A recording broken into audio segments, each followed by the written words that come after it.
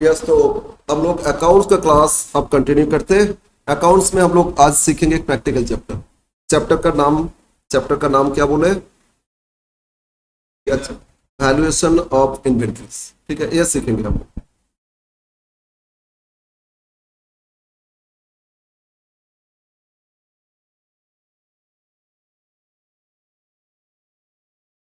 तो inventory valuation में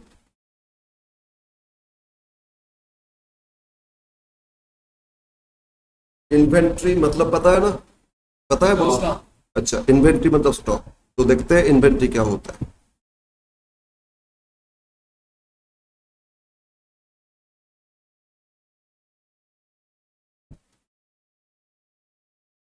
और इस चैप्टर को जो पढ़ते हैं कुछ अकाउंटिंग स्टैंडर्ड की एएस अकाउंटिंग स्टैंडर्ड 2, इसमें एक अकाउंटिंग स्टैंडर्ड फॉलो होता है। क्या, कौन सा स्टैंडर्ड?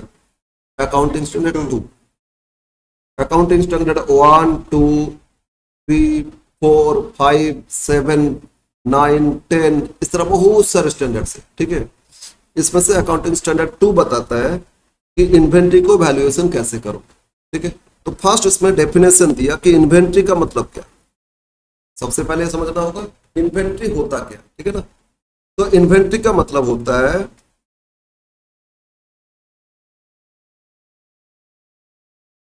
आप लोग इस पे दिखा दे रहे हैं ना? इन्वेंट्री का मतलब क्या होता है बोलो तो? स्टॉक नहीं, स्टॉक ठीक नहीं है। डेफिनेशन क्या बोलते हैं? एस टू बोलते हैं ये करंट एसेट्स है।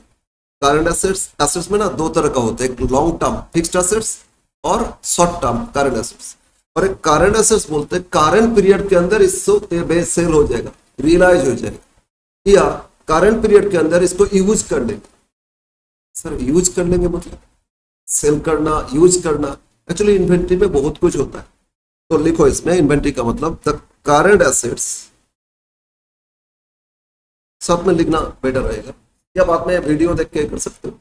लिख लोगे तो ठीक रहेगा, या आप समझ लो कोई प्रॉब्लम नहीं है। ठीक है, current assets held held by business,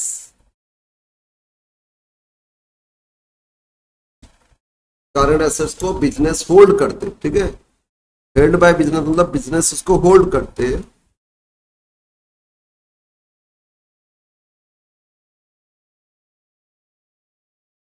business for कितना दिन के लिए? For less than 12 months. कितना दिन के लिए? 12 मंथ्स लेस। ये सिर्फ ऑलवेज 12 मंथ्स नहीं, और भी एक होता है, और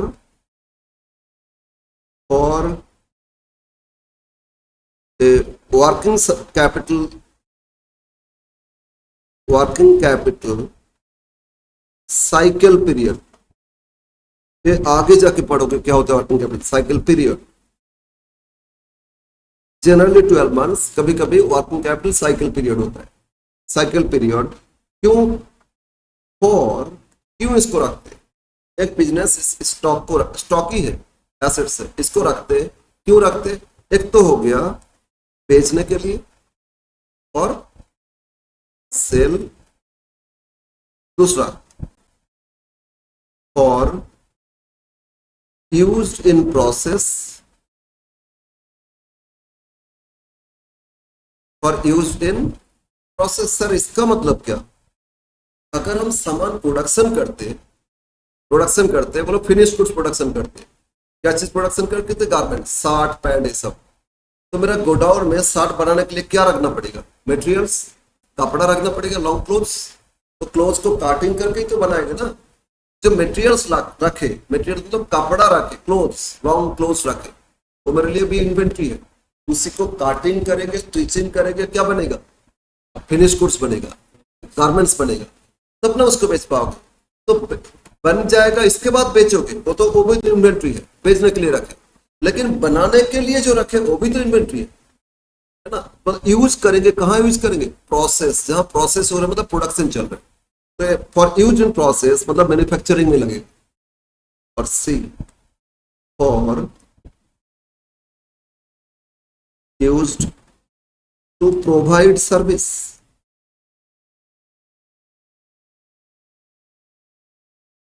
प्रोडक्शन में यूज करेंगे, नहीं तो इसको ना किसी सर्विस में यूज करेंगे।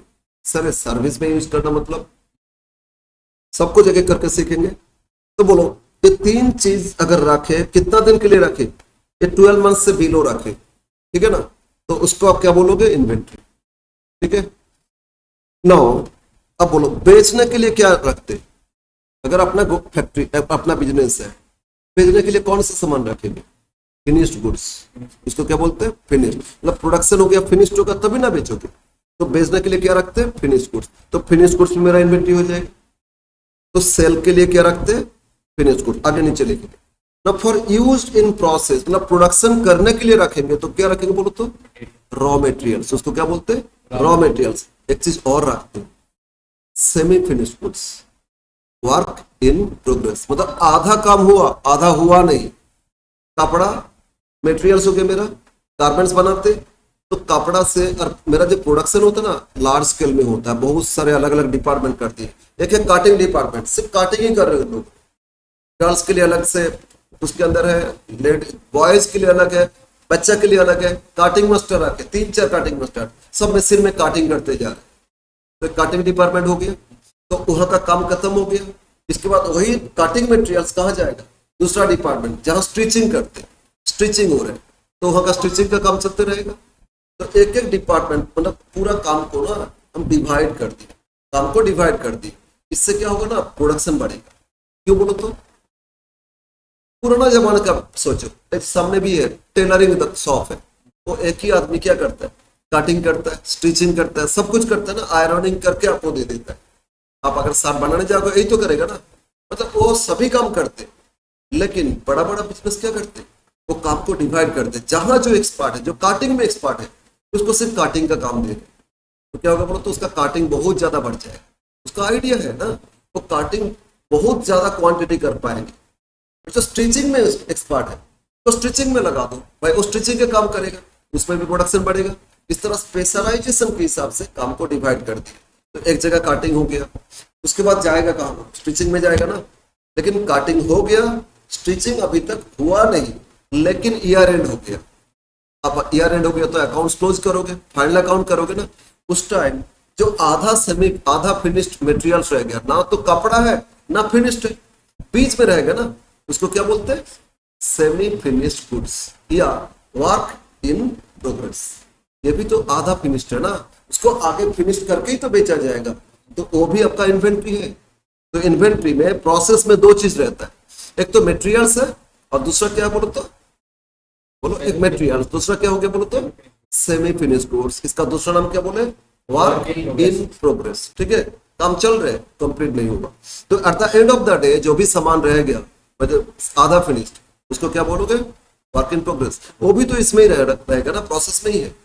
और third, used for to provide service, मतलब अगर मेरा फैक्ट्री में मशीन चलता है ना, मशीन को ना उसको स्मूथली रन करने के लिए मोबिल ग्रीस बीच बीच में दिया जाता है या नहीं तो मशीन खराब हो जाएगा। ये जो मोबिल ग्रीस बड़ा बड़ा फैक्ट्री में क्या होता है, बहुत क्वांटिटी में खरीद लेते, रखते, उसी को यूज करते, कुछ रह गया फिर कम हो गया फिर खरीद लेते, तो उसका भी तो स्टॉक रहेगा ना। वो क्या हो रहे बोलो, यूज कर रहे हैं, कहीं पे यूज किया जा रहा है, तो वो भी मेरा इन्वेंट्री। समझ में आया। तो इन्वेंट्री, इसमें इन्वेंट्री मतलब स्टॉक, सारा स्टॉक बेचने के लिए नहीं, एक स्टॉक मैंने बेचने के लिए रखे, जनरली क्या हो गया बोलो तो, फिनिश्ड गुड्स। क्लियर है। एक स्टॉक मेरा प्रोसेस में है, प्रोसेस मतलब प्रोडक्शन डिपार्टमेंट में है, जहां उसको प्रोडक्शन किया जाएगा। तो प्रोसेस में कौन सा मटेरियल, कौन सा सामान है बोलो प्रोसेस में क्या है। एक बोले थे रॉ मटेरियल्स, दूसरा क्या बोले, WIP, वर्क इन प्रोग्रेस, ये रखे थे। और कुछ सर्विस के लिए, चाहे मशीन के लिए हो चाहे और कुछ के लिए, इसमें क्या लगता है बोलो तो, बोलो क्या लगता है। नहीं, हम बोले थे कुछ, जैसे बोलो ना लुब्रिकेंट, ग्रीस, मोबिल, इसको बोलते कंज्यूमेबल स्टोर्स। क्या बोलते इसको, कंज्यूमेबल स्टोर, स्टोर्स में रखते हैं, कंज्यूम होता है, मशीन में कभी कभी डाल देते हैं, है ना। तो वो हो गया। और एक होता है स्पेयर पार्ट्स, इसको बोलते हैं लूज टूल्स। अगर मेरा ट्यूशन सेंटर है, बहुत सारे कंप्यूटर सेंटर है, कंप्यूटर क्लास लेते हैं, बहुत सारे कंप्यूटर होगा, और कंप्यूटर है तो कुछ स्पेयर पार्ट्स भी रखते, बाई चांस किसी का एक पार्ट्स खराब हो गया उसको लगा देते, दूसरे में खराब हो गया लगा देते, वो जो स्पेयर पार्ट्स है ना वो भी ये होता है, वो भी इन्वेंटरी होता है। समझ में आया? या बहुत बड़ा फैक्ट्री में बहुत सारे मशीन है तो नाट बोल्ट रहेगा, कहीं पे नाट खराब हो गया टूट गया तो दूसरा नाट लगा दिया, तो ये सब जो नाट बोल्ट एक्सेट्रा उसको क्या बोलोगे? स्पेयर पार्ट्स, वो भी आपका इन्वेंटरी का पार्ट है। बोलो एक आप इसको हम लोग बेचेंगे क्या? नहीं, यूज करेंगे ना, use in production, use in service, तो तीनों कैटेगरी में आ रहा है ना। बोलो बोलो, क्लियर है? तो एग्जाम्पल में आते हैं, ये सबका एग्जाम्पल लिखते हैं, तो एग्जाम्पल ऑफ इन्वेंट्रीज। तो सेकेंड पॉइंट क्या आएगा आपका? Example, example of inventories.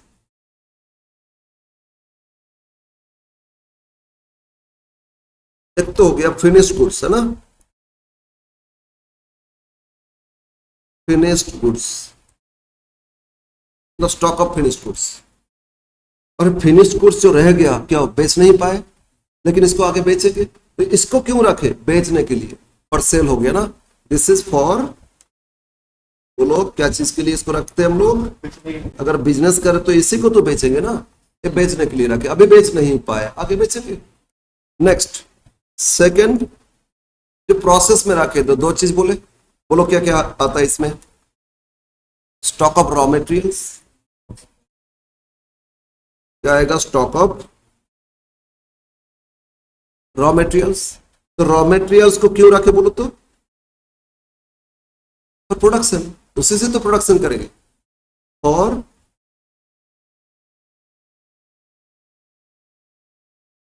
Production of finished goods, इसी से फिनिश्ड गुड्स बनेगा अभी फिलहाल, और रॉ मटेरियल्स फॉर्म में, ठीक है। थर्ड, ये भी प्रोसेस में ही रखे, क्या बोले थे बोलो? प्रोसेस में क्या क्या रहता है? दो चीज बोले थे, एक तो मटेरियल्स है, दूसरा क्या बोलो तो? सेमी फिनिश्ड गुड्स, उसका दूसरा नाम क्या बोले? Work in progress. तो ये भी semi finished goods, stock of,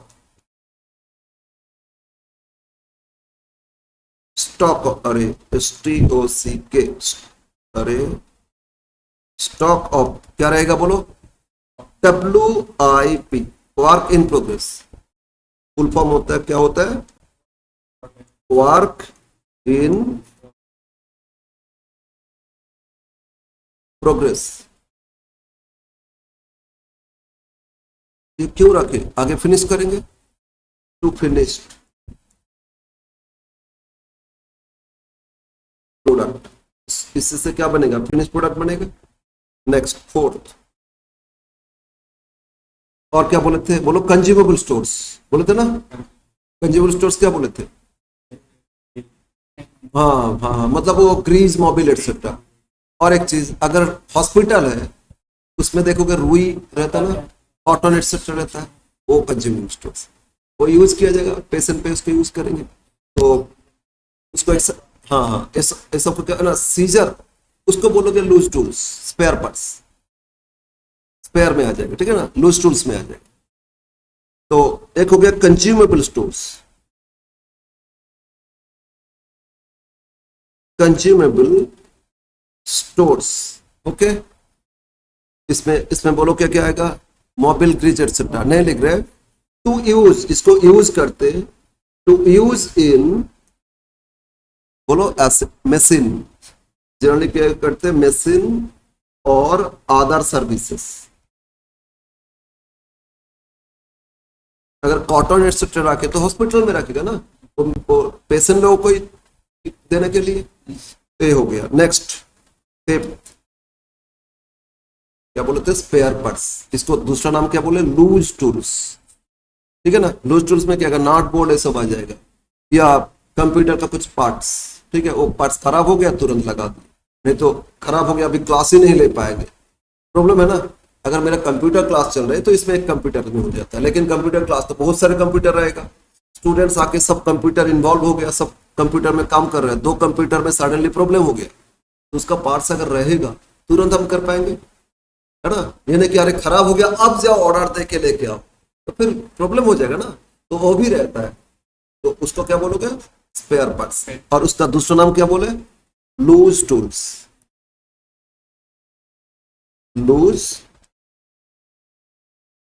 okay. ये भी क्या करेंगे, एसेट्स में यूज करेंगे, इसको क्या करोगे, एसेट्स में यूज करोगे ना, टू यूज इन एसेट्स मतलब सर्विस के लिए। तो दीज आर द, ये सबको एक साथ क्या बोलते हैं हम लोग, इन्वेंट्री। अब इसको वैल्यूएशन कैसे करोगे, ठीक है ना, वैल्यूएशन क्राइटेरिया। थर्ड पॉइंट में आ जाओ, वैल्यूएशन,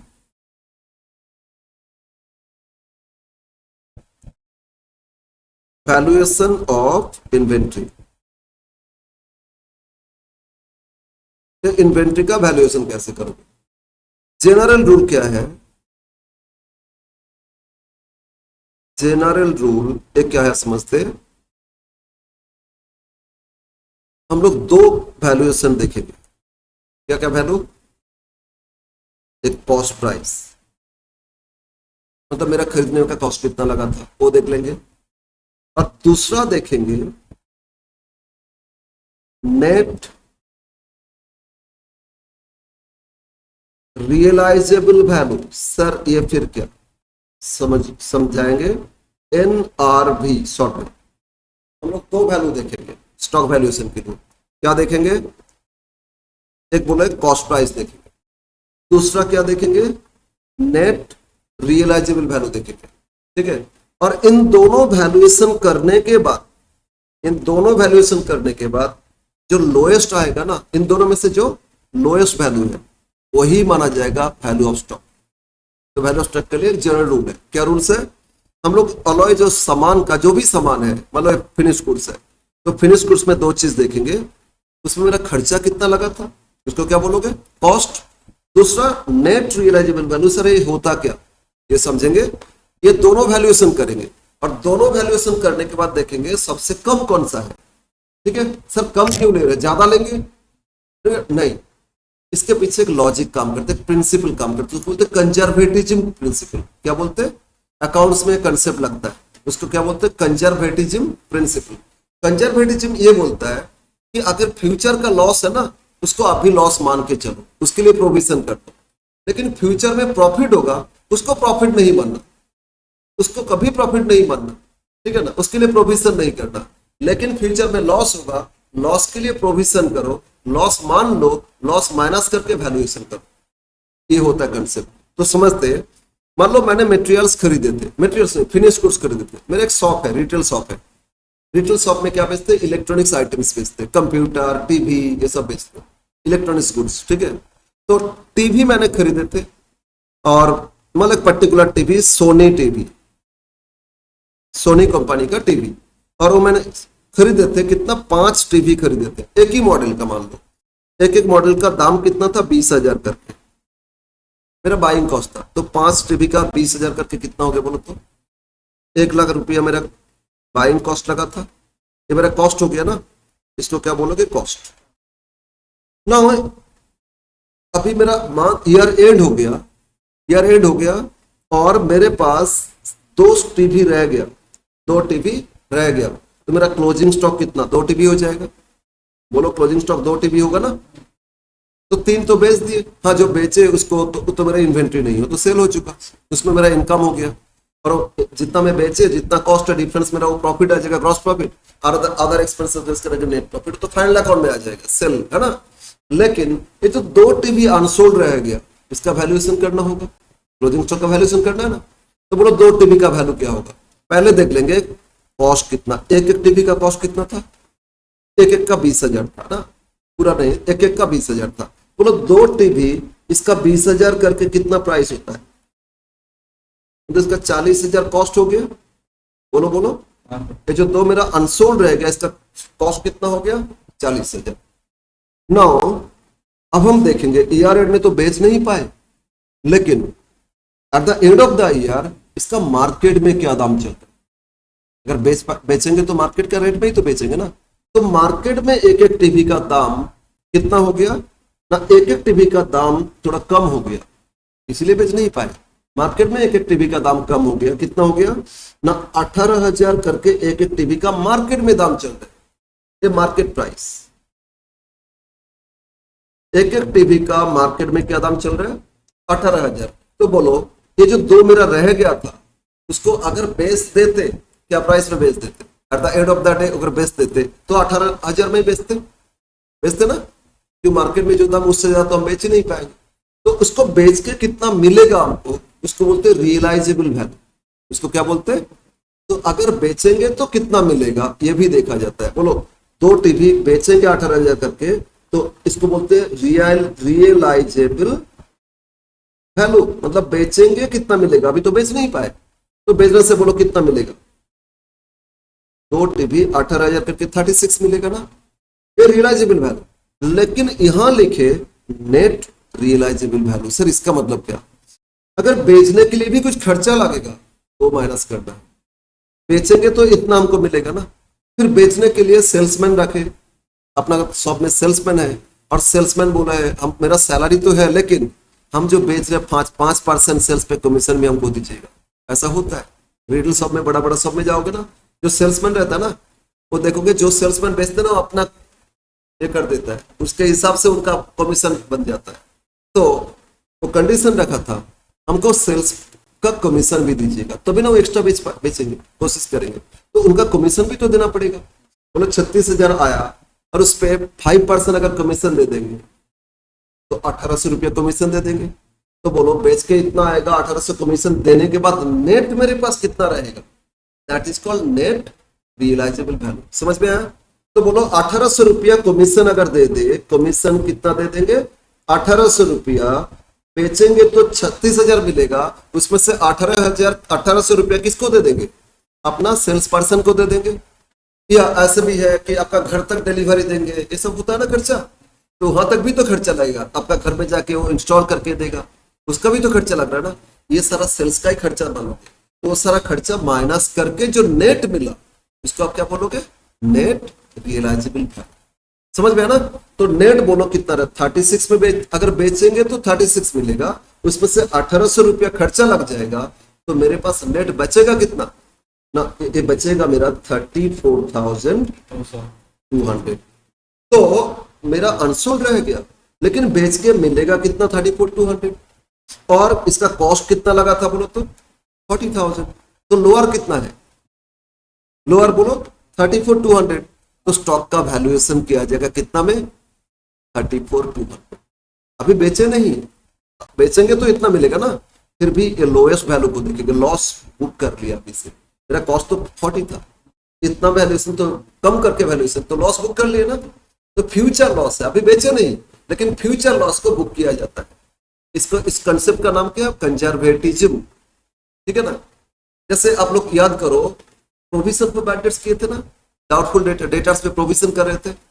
बैड मतलब बैड हो चुका, प्रोविजन मतलब क्या, डाउटफुल, अभी बैड हुआ नहीं, फ्यूचर में होगा, उसके लिए प्रोविजन भी तो डेटर से लेस करते थे, वो भी कंजर्वेटिज्म, फ्यूचर लॉस को अभी से बुक करना। समझ में आना? तो ये सब फ्यूचर लॉस को जब बुक करते हैं, उसके लिए कौन सा प्रिंसिपल काम में आता है, बोलो बोलो कौन सा, कंजर्वेटिज्म। उस प्रिंसिपल के हिसाब से वैल्यूएशन कर लिए। तो बोलो जो लोएस्ट कितना रहता, 34,200, तो इन दोनों में से लोएस्ट को ही माना जाएगा वैल्यू ऑफ क्लोजिंग स्टॉक। ठीक है ना? तो स्टॉक वैल्यूएशन का 2 कंसेप्ट है, क्या देखोगे, बोलो क्या देखोगे, 2 चीज वैल्यूएशन करोगे, एक कॉस्ट, दूसरा क्या वैल्यूएशन करोगे, नेट रियलाइजेबल वैल्यू, शॉर्ट में क्या बोलते हैं, एनआरवी। और उसमें से किसको लेना होगा, लोएस्ट, उसमें से क्या लेंगे, लोएस्ट लेंगे। अब लिख लेते हैं वैल्यूएशन कैसे करोगे, वो हम लिख लेते हैं।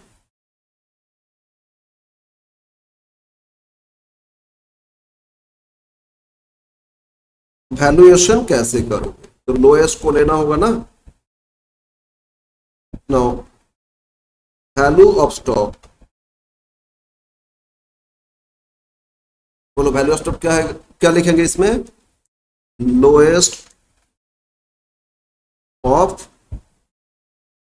बोलो लोएस्ट क्या चीज का, cost and NRV, the 1 and 2 है ना, लोएस्ट ऑफ 1 एंड, इन दोनों में से जो लोएस्ट है उसी को माना जाएगा वैल्यू ऑफ स्टॉक। ठीक है? और इसके पीछे जो प्रिंसिपल फॉलो होता है, कंसेप्ट फॉलो होता है, उसका नाम क्या बोले, कंजर्वेटिज्म कंसेप्ट। ठीक है? ये करते एज पर, इसको किस बेसिस पे करते, as per conservatism.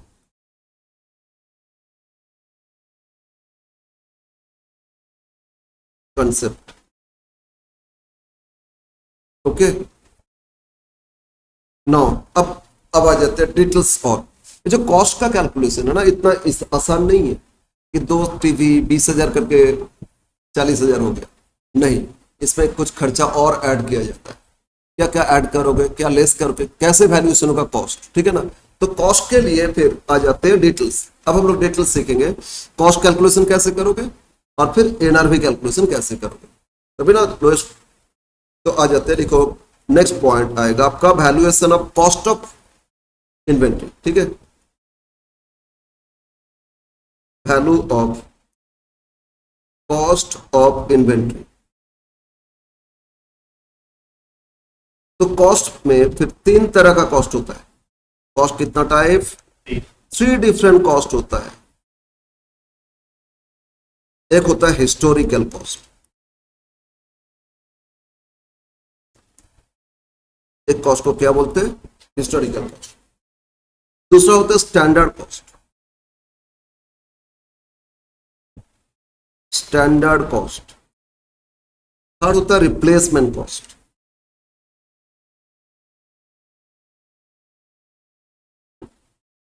Three different cost है। क्या क्या कॉस्ट है? एक कॉस्ट का नाम क्या बोले? हिस्टोरिकल कॉस्ट, ठीक है। दूसरा कॉस्ट का नाम क्या है? Standard cost. और तीसरा कॉस्ट का नाम क्या हो गया? रिप्लेसमेंट कॉस्ट, ठीक है। तो कहां क्या लगेगा, यानी कि सभी जगह ये तीनों कॉस्ट देखेंगे। हिस्टोरिकल कॉस्ट भी लग सकता है, या स्टैंडर्ड कॉस्ट लगता है, या रिप्लेसमेंट कॉस्ट। हिस्टोरिकल कॉस्ट मतलब होता है actual purchase cost. Historical cost मतलब क्या होता है? जब खरीदे थे, क्या रेट में, क्या प्राइस में खरीदे थे, वो मेरा एक्चुअल कॉस्ट कितना था, दैट इज एक्चुअल कॉस्ट, या एक्चुअल एक्विजिशन कॉस्ट, ठीक है। ये मान लो हम 6 महीना पहले खरीदे थे, उस टाइम कुछ रेट और था, अभी उसका रेट कुछ और चल रहा है, तो उस टाइम क्या रेट से बाई किए थे उसके हिसाब से मेरा क्या कॉस्ट था, तो उसको क्या बोलोगे आप? Historical cost. स्टैंडर्ड कॉस्ट क्या होता है? इसको कोई बोलता है कन्वर्सन कॉस्ट, इसको कोई और बोलता है, क्या बोलते हैं? Conversion cost. सर स्टैंडर्ड क्यों बोले ना? इसके लिए ना कोई स्पेशलिस्ट आता है, वो कॉस्ट कैलकुलेशन करके देता है। इसको कौन कैलकुलेशन करके देता है? कोई स्पेशलिस्ट आके कैलकुलेशन करते। नॉर्मली आम पर्सन को नहीं पता चलता है कि इसका कॉस्ट कितना, तो स्पेशलिस्ट वैल्यूएशन करते हैं, इसलिए स्टैंडर्ड, ठीक है। और रिप्लेसमेंट कॉस्ट से पहले देखते हैं स्टैंडर्ड कॉस्ट क्या होता है। अगर मैंने गारमेंट्स से प्रोडक्शन कर रहे हैं, क्या चीज बना रहे हैं बोलो? गारमेंट्स। किससे बन रहा था? क्लोथ से, क्लोथ से बन रहा था ना, क्लोथ में ले ली मटेरियल से। तो गारमेंट्स का जो फाइनल फिनिश हो गया, उसका कॉस्ट कैसे फाइंड करेंगे? कौन कौन सा कॉस्ट जोड़ेंगे?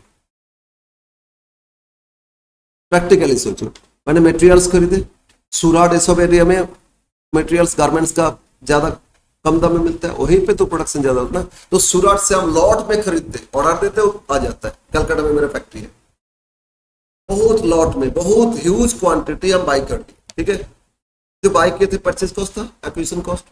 लेकिन मेरे जो शार्ट बनेगा, शार्ट में कैसे मटेरियल्स कॉस्ट है, शार्ट बन जाएगा? नहीं, और क्या क्या खर्चा लग रहा है वो? हाँ, तो खरीदने का खर्चा में वो जोड़ लेंगे, उसको लेके खरीदने का खर्चा उसको जोड़ के मेरा मटेरियल्स कॉस्ट आएगा, ठीक है, एक्चुअल कॉस्ट में आ जाएगा। लेकिन इसके बाद उसको फिनिश प्रोडक्ट में कन्वर्ट कर रहे हैं, कौन कर रहे हैं? लेबर लोग काम कर रहे हैं, लेबर को वेजेस दे रहे हैं ना, वो खर्चा भी ऐड होना चाहिए। फिर मेरा फैक्ट्री के लाइटिंग पे कर रहे हैं, पावर, इलेक्ट, बहुत सारे खर्चा है, अदर स्टाफ है, गार्ड है, सिक्योरिटी गार्ड है ना, मशीन का रिपेयर्स मेंटेनेंस चल रहा है, इंश्योरेंस प्रीमियम पे कर रहे हैं, बहुत सारे और तो खर्चा है। तो कौन सा खर्चा कितना जोड़ेंगे? जोड़ना चाहिए या नहीं? वो सब ऐड करके तो कॉस्ट आएगा ना फिनिश गुड्स का। तो फिनिश गुड्स का कैलकुलेशन आप करोगे, आपको आइडिया नहीं कैसे कैलकुलेशन होता है, तो आप गलत करोगे कैलकुलेशन। आप बोलोगे अरे सारा खर्चा जोड़ लीजिए ना, और जितना प्रोड्यूस किया डिवाइड कर देंगे, आ जाएगा, वो भी गलत हो जाएगा। बोले एक छोटा बच्चा का कपड़ा 60 और मेरा 60 में अंतर है या नहीं, दोनों यूनिट्स के हिसाब से कर लेंगे, दोनों में इक्वल अमाउंट चार्ज कर देंगे, तो गलत हो जाएगा। तो इसका कोई एक्सपर्ट आके वैल्यूएशन करेगा ना, इसीलिए तो कॉस्ट अकाउंटेंट बनता है। होता है ना कॉस्ट अकाउंटेंसी, कॉस्ट अकाउंटेंट पता है, चार्टर्ड अकाउंट्स होता है ना, कोर्स आगे होता है, देखोगे चार्टर्ड होता है, सीए में होता है, सीए में, सीए क्या करते हैं, अकाउंट्स करते हैं, ऑडिट सब करते हैं, टैक्सेशन है सब।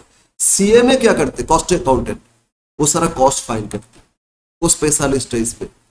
तो बड़ा बड़ा फैक्ट्री कंपनी कॉस्ट अकाउंटेंट रखते हैं, ठीक है। और वो क्या करते हैं, स्टैंडर्ड, उसको वो पता है, वैल्यूएशन आइडिया है, वही वैल्यूएशन करके देता है। और जो वैल्यूएशन अकाउंट्स में बताया गया कैसे कौन सा कॉस्ट ऐड करोगे, ठीक है ना, उस बेसिस पे वैल्यूएशन हो जाए। तो इसीलिए इसको क्या बोल रहे हैं, कन्वर्सन, मतलब रॉ मटेरियल से फिनिश गुड्स कन्वर्ट कर रहे हैं ना, बोलो। कन्वर्ट करने के लिए लेबर, अदर एक्सपेंसेस लग रहा है, वो सारा एक्सपेंसेस जोड़ के कैसे वैल्यूएशन करोगे वो सीखोगे, तो उससे क्या मिलेगा, स्टैंडर्ड कॉस्ट आएगा। समझ में आया? तो फर्स्ट हिस्टोरिकल कॉस्ट समझ में आया, जो खरीदे उसका कॉस्ट कितना। इसके बाद क्या आएगा आपका, स्टैंडर्ड कॉस्ट। इसको दूसरा नाम क्या बोले, कन्वर्सन कॉस्ट। ये कहाँ लगेगा, प्रोसेस में, प्रोडक्शन हो रहा है तभी ना लगेगा, तो स्टैंडर्ड कॉस्ट आ जाएगा। और थर्ड आया रिप्लेसमेंट कॉस्ट। कभी सुने होंगे रिप्लेसमेंट कॉस्ट, नहीं सुने ना, ओके। ये ना सिर्फ मटेरियल्स में अप्लाई होता है, अकाउंट्स में वैल्यूएशन मटेरियल्स में अप्लाई होता है। समझो मैंने फैक्ट्री में मटेरियल्स खरीदे थे, बार बार खरीदते ना, एक ही बार में पूरा एक साल का थोड़ी खरीद लेते, तो मेरा पैसा ब्लॉक हो जाएगा।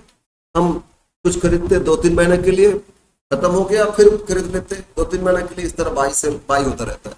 तो मैंने जनवरी में 1 जनवरी बाई किए थे, कितना ना 20,000 आपका मीटर्स, 20,000 मीटर्स कपड़ा खरीदे थे। क्या रेट से बाई किए थे, एट द रेट ऑफ 100 पर मीटर। तो बोलो 20,000 मीटर इंटू 100, मेरा परचेज कॉस्ट लगा था, मटेरियल्स का परचेज कॉस्ट था ना। कौन सा डेट में खरीदे थे, 1 जनवरी को। अब मेरा ईयर एंड हो गया 31 मार्च 25 को ईयर एंड हो गया, ठीक है। मेरा ईयर एंड हो गया कौन सा डेट में, 31 मार्च को। तो 3 महीने बाद ईयर एंड हो गया, और 3 महीना में 20,000 में से 15,000 मीटर मेरा प्रोडक्शन में लग गया, प्रोडक्शन में यूज हो गया। तो बोलो अभी भी कितना मीटर कपड़ा रह गया, मैंने 20,000 खरीदे थे, 15,000 मीटर कपड़ा मैंने प्रोडक्शन में लगा दिए, तो at the end of the year मेरा 5,000 मीटर कपड़ा क्लोजिंग स्टॉक रह गया, क्लोजिंग स्टॉक रह गया ना 5,000 मीटर। तो जो 5,000 मीटर, इसका हिस्टोरिकल कॉस्ट, परचेज कॉस्ट क्या था, 100 करके था, तो 5,000 इंटू 100 करेंगे, क्लोजिंग स्टॉक का हिस्टोरिकल कॉस्ट आ जाएगा, आएगा ना। लेकिन अब इसमें दूसरा चीज देखेंगे, दूसरा कॉस्ट क्या देखेंगे, रिप्लेसमेंट कॉस्ट देखेंगे। कौन सा कॉस्ट देखेंगे, रिप्लेसमेंट। रिप्लेसमेंट बोलता है जो एट द एंड आपके पास अनसोल्ड रहेगा मटेरियल्स, कितना कपड़ा रहेगा बोलो तो 5,000 मीटर। तो आज खरीदने जाओगे तो क्या दाम में मिलेगा, खरीदे तो पहले उस टाइम कितना करके लगा था, 100 करके लगा था ना।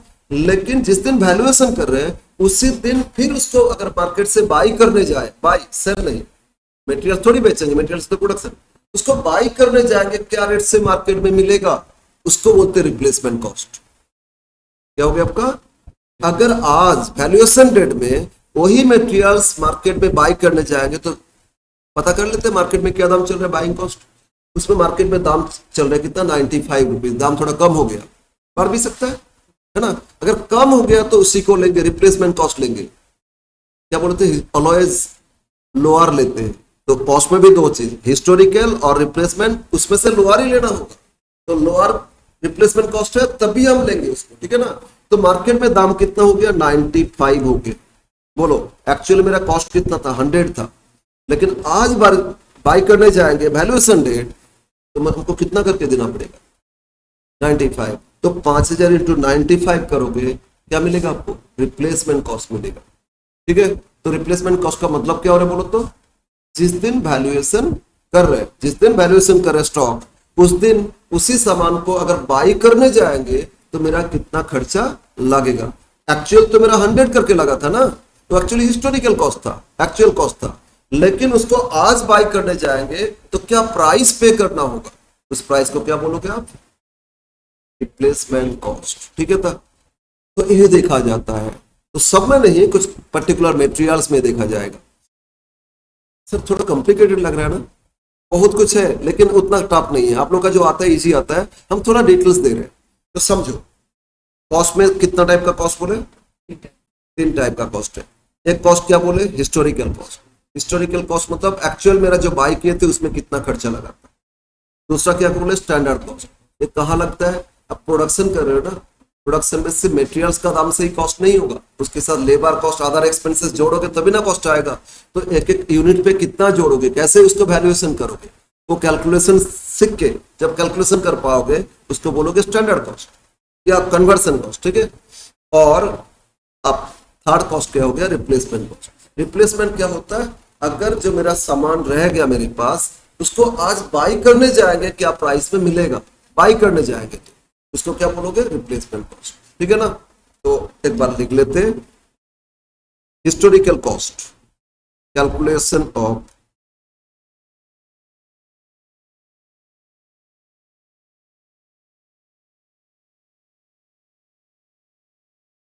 Historical cost.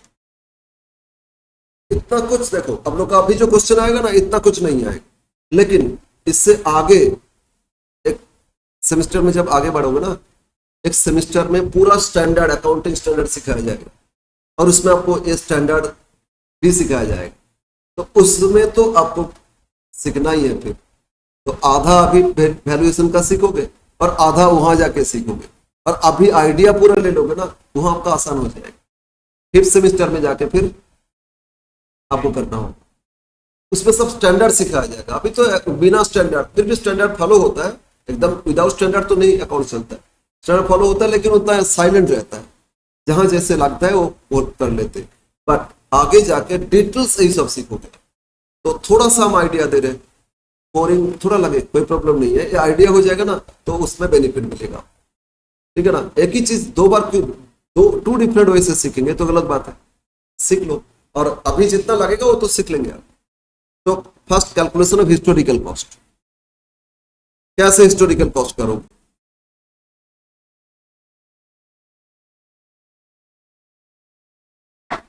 Purchase cost of goods, मैंने जो परचेज किए थे उसका कॉस्ट, जितना खरीदने में खर्चा लगा था वो कॉस्ट लिख लेंगे। इससे हम लेस कर देंगे, क्या लेस करेंगे? अगर इसमें जीएसटी इंक्लूड है, आजकल क्या होता है ना, जीएसटी लगता है ना, तो जीएसटी में आगे आप लोग को पता नहीं जीएसटी का रूल्स, जीएसटी में इनपुट और आउटपुट जीएसटी होता है, नहीं पता ना। जीएसटी में 2 तरह का जीएसटी होता है, input GST and output GST. Input मतलब जब बाई करते हैं ना, जहां से बाई करते हैं वहां से जीएसटी लिए है, तो मेरे लिए होता है इनपुट जीएसटी। तो मेरा खर्चा बढ़ गया ना, परचेज कॉस्ट बढ़ गया, लेकिन उसको जब आगे बेचेंगे वहां से हम जीएसटी कलेक्ट करेंगे तो टैक्स अथॉरिटी बोलते हैं, जीएसटी काउंसिल बोलते हैं। अब जो परचेज के टाइम जीएसटी पे किए थे और बेच के जब जीएसटी आएगा वहां से परचेज का जीएसटी माइनस कर दो, बाकी नेट जीएसटी हमको पे करो। तो बोलो, हम किसी से सामान खरीदे, मटेरियल्स है ना, परचेज कर रहे हैं तो जीएसटी भी तो पे करके परचेज करेंगे, तो जीएसटी मेरा कॉस्ट नहीं आएगा, जीएसटी मेरा खर्चा नहीं आएगा। क्यों नहीं आएगा समझो। मान लो अभी मैंने 100 शर्ट खरीदे, हम रेडीमेड गारमेंट्स बेचते, प्रोडक्शन नहीं करते, 100 शर्ट खरीदे और एक एक शर्ट खरीदे कितना करके? 300 करके। तो मेरा बाइंग कॉस्ट कितना लगा बोलो? 300 और 100, 30,000 रुपया लगा, 30,000 रुपया है ना। अब जहां से खरीदे वो हमसे जीएसटी लेगा, जीएसटी लेगा ना, तो ऐड कर लिए जीएसटी। जीएसटी में ना 2 तरह का जीएसटी होता है, सीजीएसटी, एसजीएसटी, पता है? नहीं। देखोगे कहीं पे भी आप सामान खरीदे ना तो चालान देखोगे उसमें लिखा रहता है सीजीएसटी, एसजीएसटी। ठीक है, थोड़ा सा आइडिया इसीलिए लेना जरूरी है, ये सब आएगा इसमें कम। सेंट्रल लेता है और एसजीएसटी स्टेट लेता है। एक्चुअली जीएसटी जो सेल्स पे टैक्स ले रहे हैं ना, ये टैक्स सेंट्रल को मिलेगा या स्टेट को मिलेगा? प्रॉब्लम है, स्टेट को भी तो चलाना है और सेंट्रल को भी तो चलाना है, तो आधा आधा डिस्ट्रीब्यूट हो जाए। तो 50% किसको मिलेगा? सेंट्रल को मिलेगा, 50% स्टेट को मिलेगा। तो टोटल जो जीएसटी है उसको आधा आधा दे देते, वो लोग दिखा देते हैं सीजीएसटी, एसजीएसटी, और भी अलग अलग आईजीएसटी भी होता है, बट अभी उतना नहीं है, बस सिंपल टोटल जीएसटी समझ लो। अब सेंट्रल कितना ले रहे, स्टेट कितना ले रहे, भूल जाओ। मतलब जीएसटी लगा था कितना परसेंट से 10%, ऐसे 10% का स्लैब नहीं है फिर भी मान लेते। तो जीएसटी आपसे कितना लिया था 10%, तो बोलो तो 30,000 पे 10%, 3,000 बिल में ऐड करके आपको बिल कितना का भेजे थे 33,000। अब पे करोगे तो कितना पे करोगे, पे करोगे जहां से खरीदे थे कितना पे करोगे, बोलो 33,000 पे करोगे ना। तो परचेज में ये मैंने जीएसटी पे किए थे, इसका नाम क्या बोले, इनपुट जीएसटी। जब खरीदने के टाइम आ रहा है ना, उस टाइम जो जीएसटी पे किए उसको क्या बोलोगे, इनपुट जीएसटी। क्लियर है। अब बोलो ये जो 60 मैंने खरीदे इसको हम बेचेंगे, क्यों, मेरा शॉप है, बेचेंगे। तो बेचेंगे तो सेलिंग प्राइस में बेचेंगे, और जिसको बेचेंगे उससे भी जीएसटी लेंगे, लेंगे या नहीं। उसको बोलते हैं आउटपुट जीएसटी। उसको क्या बोलते हैं, बेचने के टाइम जब जीएसटी कलेक्शन करेंगे उसको क्या बोलोगे, आउटपुट जीएसटी। अब बोलो इतना में बाय किए थे, एमआरपी तो कुछ और होगा, जहां से खरीदे होलसेल रेट में खरीदे, हम बेचेंगे मार्केट प्राइस पे। तो मार्केट प्राइस पे 100 आइटम ही बेच दिए, और कितना करके बेचे, 400 करके बेचे। बोलो 100 इंटू 400 कितना का सेल हुआ मेरा, 40,000 सेल हुआ ना। अब जिनको एक नहीं 100 आदमी को बेचे, एक एक करके 60 बेचे, 100 आदमी को बेचे, 40,000 मेरा सेल हो गया। नाउ जिन लोगों को बेचे उसमें फिर जीएसटी कलेक्शन करेंगे, ऐड जीएसटी। उनको भी जो बिल देंगे जीएसटी ऐड करके ही तो देंगे ना। जीएसटी अगर 10% है तो 10% यहाँ भी लगेगा। कपड़ा में एक जगह 10%, एक जगह 20% तो नहीं होगा ना, अलग अलग सामान का अलग अलग जीएसटी होता है। ठीक है, कहीं पे 5% है, कहीं पे 12% है, कहीं पे 18% है, कहीं पे 28% है, अलग अलग जीएसटी रेट है। तो अगर मैंने जीएसटी परचेज में 10% दिए थे तो सेल में भी 10% लेंगे। तो सेलिंग प्राइस कितना है बोलो, 40,000, उसमें 10% कितना होता है, तो सारा कस्टमर से जीएसटी ऐड करके लेंगे ना। तो कितना लिए बोलो, 44,000, ठीक है ना। लेकिन मेरा एक्चुअल सेल्स माना जाएगा कितना, 40,000, परचेज कितना माना जाएगा, 30,000। तो बोलो सेल्स में मेरा जीएसटी कलेक्शन कितना हुआ, सेल्स में जीएसटी कलेक्शन कितना हुआ, 4,000 आया ना मेरे पास। लेकिन परचेज में हम कितना पे कर दिए थे, 3,000। तो जीएसटी काउंसिल बोलते हैं ये सेल्स से परचेज का जो जीएसटी माइनस कर दो और बाकी जो नेट वो पे कर दो। तो हम जीएसटी कितना पे करेंगे, गवर्नमेंट को 1,000 रुपये पे करेंगे। समझ में है ना। तो बोलो ये जो पहले पे किए थे बेच के तो निकाल लिए, बेच के निकाल लिए ना, और वो अपने पास रख लिए। देखो वो तो पे नहीं किए, एक्चुअली सेल्स में तो 4,000 मिला था, गवर्नमेंट को 4,000 दिए क्या, नहीं, कितना दिए, 1,000 दिए। तो 3,000 जो पेमेंट किए थे परचेज में वो तो बेच के मेरा पैसा रिकवर कर लिए, रिकवर किया हो या नहीं। तो मेरे लिए कॉस्ट लगा क्या, नहीं। तो अगर इस परचेज में जीएसटी इंक्लूड है तो क्या करोगे आप, लेस कर दो। समझ में आया। अभी परचेज बिल में तो जीएसटी इंक्लूड था, लेकिन आपका कॉस्ट नहीं है क्योंकि आगे बेच के तुम निकाल लोगे, रिकवर कर लोगे ना, तो इसीलिए उसको लेस कर दोगे। समझ में आया, क्लियर है बोलो। तो इससे लेस करोगे, क्या लेस करोगे, इनपुट जीएसटी। परचेज में जो जीएसटी उसको क्या बोलते हैं, इनपुट जीएसटी, ठीक है ना, उसको लेस कर दोगे तो एक्चुअल परचेज कॉस्ट आ जाएगा। लेस करोगे इनपुट जीएसटी। इनपुट जीएसटी का मतलब क्या बोले, जीएसटी पेड ऑन परचेज, उसको क्या बोलोगे, इनपुट। और जीएसटी कलेक्टेड ऑन सेल्स, उसको क्या बोलोगे, आउटपुट। सेल्स पे जीएसटी, आउटपुट जीएसटी, और परचेज पे जीएसटी तो इनपुट जीएसटी। ये ध्यान में रखोगे। तो जितना इसमें इंक्लूड था वो क्या करना होगा बोलो, लेस कर दोगे। तो बोलो एक्चुअल परचेज पे 33 पे किए थे ना, जीएसटी 3 माइनस किए, तो मेरा परचेज कॉस्ट कितना आ जाएगा, 30,000 आ जाएगा। क्लियर है, यहां तक क्लियर है। अब आगे बढ़ते, नेक्स्ट इसमें और कुछ जोड़ना होगा। अगर ये सामान खरीदे, ये सामान खरीदे तो इसके लिए हो सकता है मेरा कैरेज कुछ लगा होगा, है ना, कैरेज लगा होगा। इसके बाद वो पैकिंग करके भेजे तो पैकिंग चार्जेस लगा होगा। ये सारा खर्चा तो लग रहा है ना, वो मेरा खर्चा है, ऐड करेंगे हम। अगर मैंने पे कर रहे हैं ना तो ऐड करना होगा हमको। अगर सेलर बोला नहीं ये सब पैकिंग चार्जेस मेरे तरफ से, आपको कुछ देना नहीं है, तो मेरा यही कॉस्ट हो जाएगा। लेकिन अगर वो नहीं दिए तो हमको तो पैकिंग करके लेके आना पड़ेगा, तो उसमें ऐड करेंगे। क्या जोड़ेंगे, एक तो कैरेज या फ्रेट लग रहा है, क्या लग रहा है बोलो, परचेज किए तो यहां तक अपना शॉप तक लेके आएंगे, उसके लिए क्या लगेगा, कैरेज और फ्रेट लगेगा। अच्छा कैरेज और फ्रेट में अंतर पता है, फ्रेट बोलते हैं, कहीं पे कैरेज बोलते हैं, दोनों ही भाड़ा है, लेकिन एक जगह कैरेज बोलते हैं, एक जगह फ्रेट क्यों बोलते हैं? आइडिया है या नहीं? नहीं है, ओके, एक बार लिख लो, फ्रेट और कैरेज ऑन परचेज। क्या ऐड करोगे? फ्रेट और कैरेज ऑन परचेज। अच्छा, दोनों में थोड़ा सा अंतर। क्या अंतर? फ्रेट जब रेलवे से कैरी करते, एयर से कैरी करते, या शिप से कैरी करते तो फ्रेट लगता है, ठीक है? किसमें फ्रेट लगता है? प्लेन, ट्रेन, हम्म। बस, सब में फ्रेट। नहीं नहीं नहीं नहीं, पास में तो गुड्स कैरी करने के लिए हम लोग करते, अलग बात है ना। गुड्स कैरी करने के लिए ट्रक या लॉरी ये सब होता है, ठीक है? रोड लाइन है तो।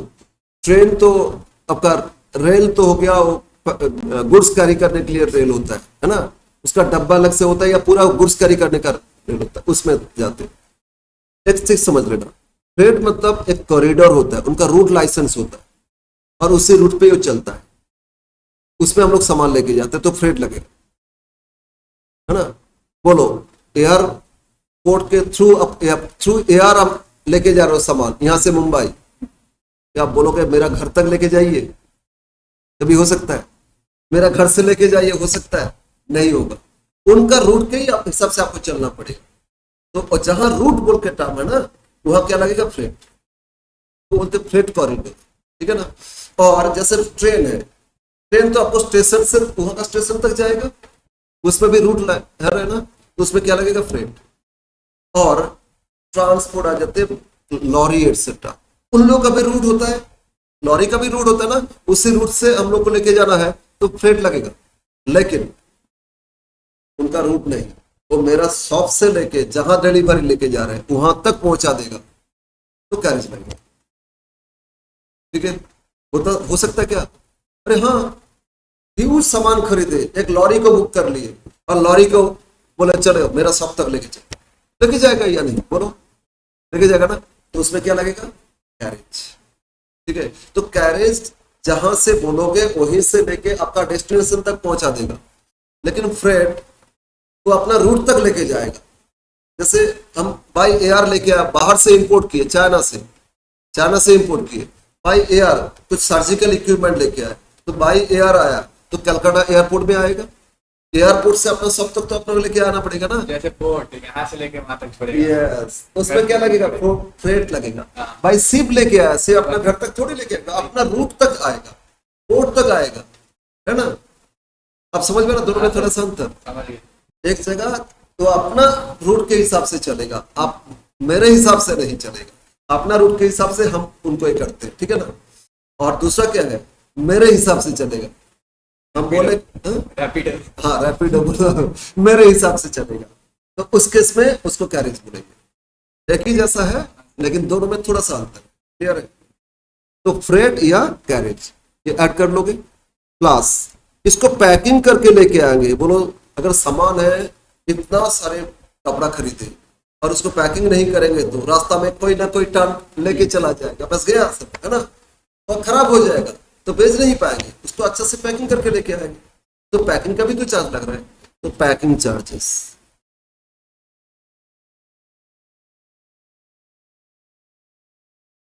पैकिंग चार्जेस इसको भी जोड़ लेंगे, ठीक है? अगेन और भी कुछ ऐड होगा, क्या ऐड करेंगे देखते हैं।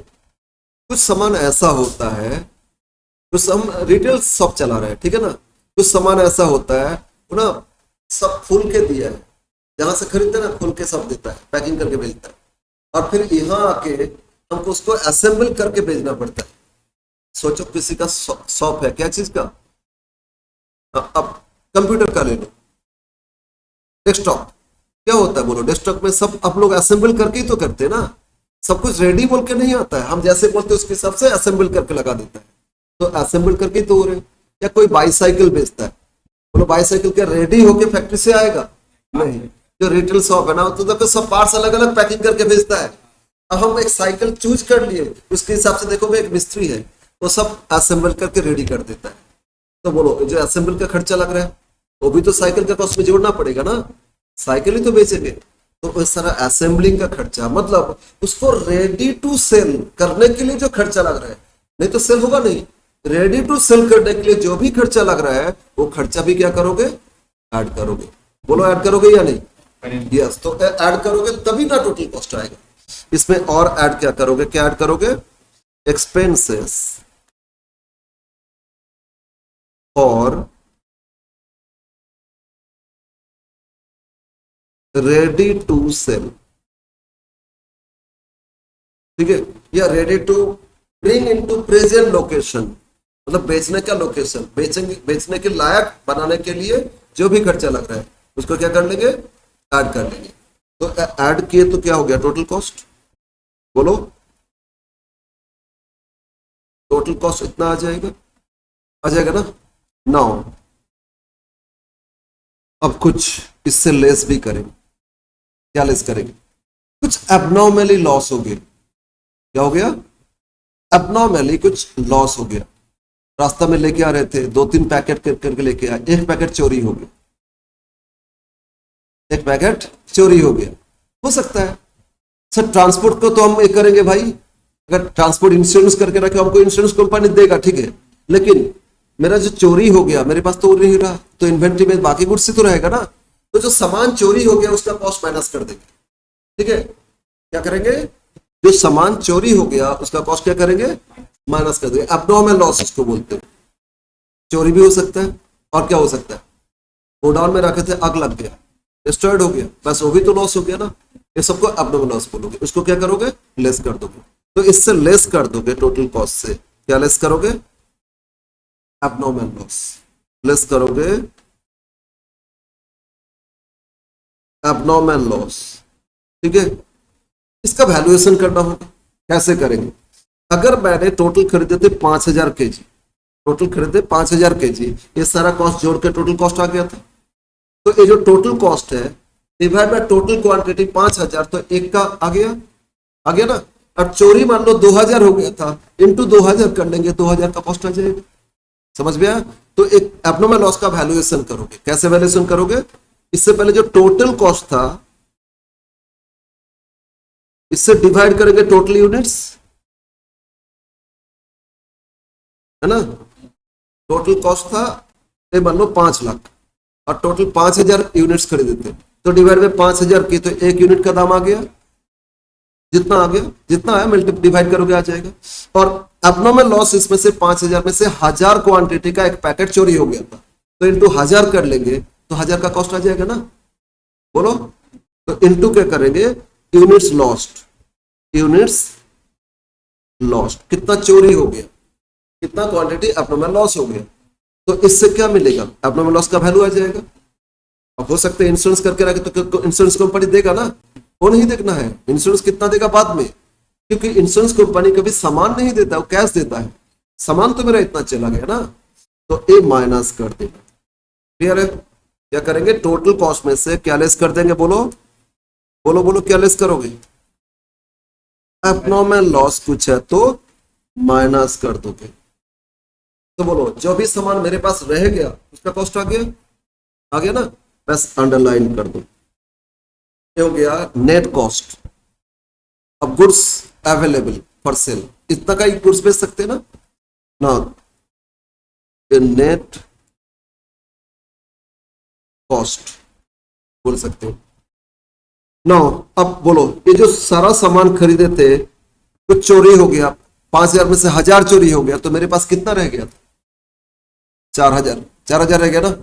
अब इस साल के अंदर कुछ ना कुछ तो बेचेंगे हम, पूरा साल में एक भी बेच नहीं पाए, हो ही नहीं सकता है। 4000 में से मान लो इस साल मैंने बेच दिया कितना, 3200 बेच दिए, तो अभी भी कुछ अनसोल्ड रह गया। बोलो रह गया ना कितना, 800। तो 800 का फिर क्लोजिंग स्टॉक वैल्यूएशन करेंगे, वैल्यूएशन करना होगा ना, तो वैल्यूएशन अब क्लोजिंग स्टॉक का करेंगे। स्टॉक वैल्यूएशन तो सीख रहे हैं हम लोग। And now value of closing stock, value of closing stock कैसे करोगे, स्टॉक वैल्यूएशन सीख रहे हैं ना, एक करंट कॉस्ट मतलब हिस्टोरिकल कॉस्ट के हिसाब से सीख रहे हैं अभी, ठीक है। कन्वर्सन कॉस्ट अभी सीखे नहीं। इक्वल टू नेट कॉस्ट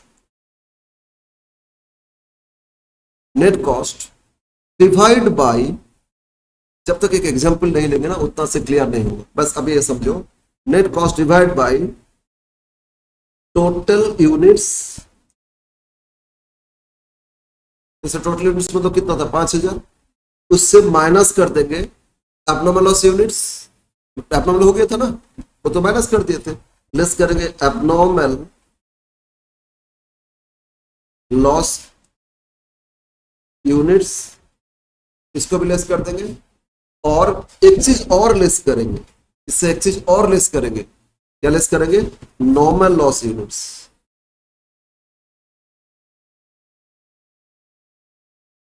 और क्या लेस करेंगे, नॉर्मल लॉस यूनिट्स।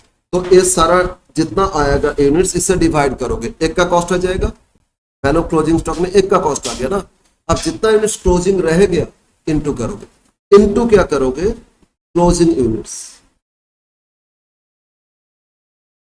इनटू क्या करोगे, क्लोजिंग यूनिट्स, और ये आएगा आपका वैल्यू ऑफ क्लोजिंग स्टॉक। और ये कंसेप्ट ना सिर्फ एक चैप्टर नहीं, बहुत सारे चैप्टर में काम में आएगा, आगे जितना भी चैप्टर्स में वैल्यूएशन करना सीखोगे ना, ये सब में काम में आएगा। ठीक है, एक एग्जांपल से समझाया, थोड़ा सा एक एग्जांपल लेके समझा देते हैं। अच्छा, नॉर्मल लॉस बोले ना, क्या होता है नॉर्मल लॉस, ये भी समझ लेते हैं। अच्छा, एब्नॉर्मल लॉस किसको बोलते, बोलो, एक तो चोरी होना, या आग में डिस्ट्रॉय होना, या सडनली फ्लड आ गया तो सारा गया, है ना, ये सब हो सकता है, ये तो एक्सीडेंटल लॉस है। लेकिन कुछ लॉस होता है नेचुरली होता रहता है, नेचुरली होता रहता है मतलब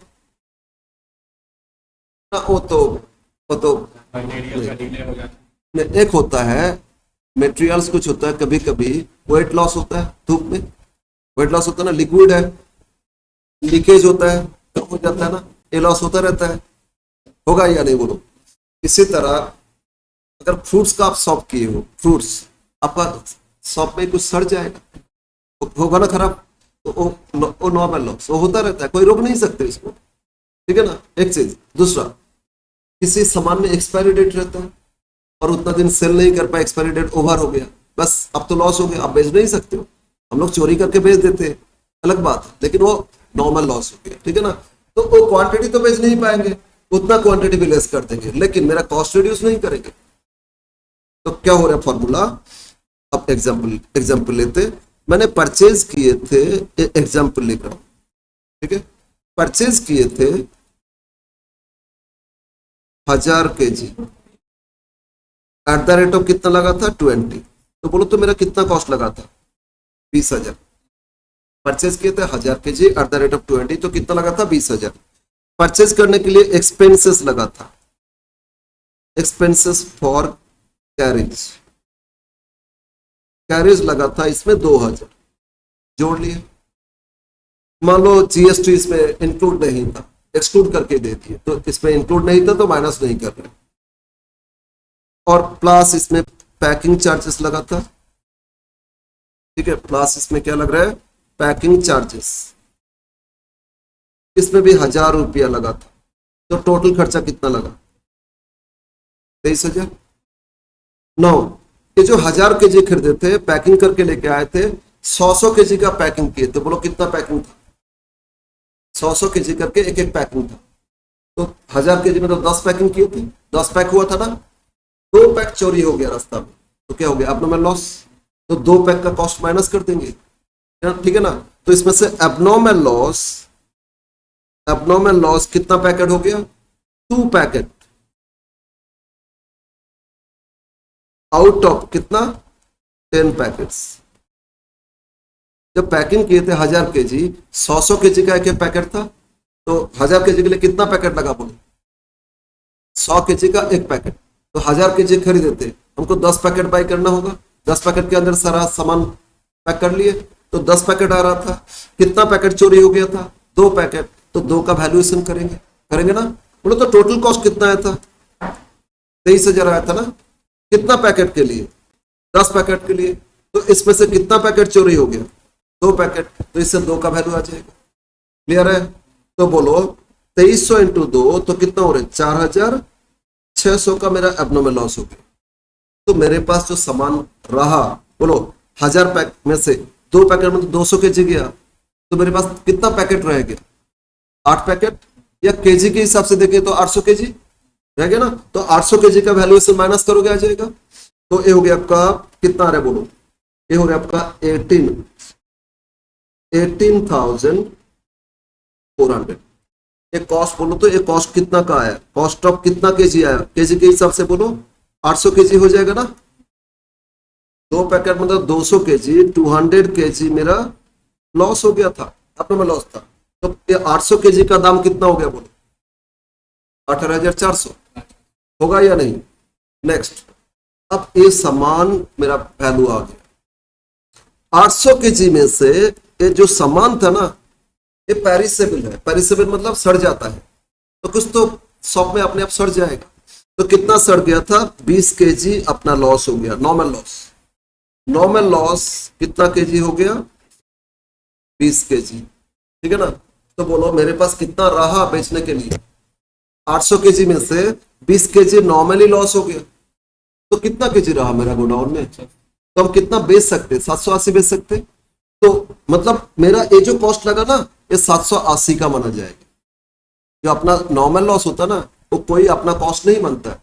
और कस्टमर भी बोलेगा नहीं ये तो आपका तो खर्चा हो जाता है, तो हम दाम बढ़ा सकते। लेकिन एबनॉर्मल लॉस, चोरी हो गया और दाम बढ़ा देंगे तो हम बेच नहीं पाए।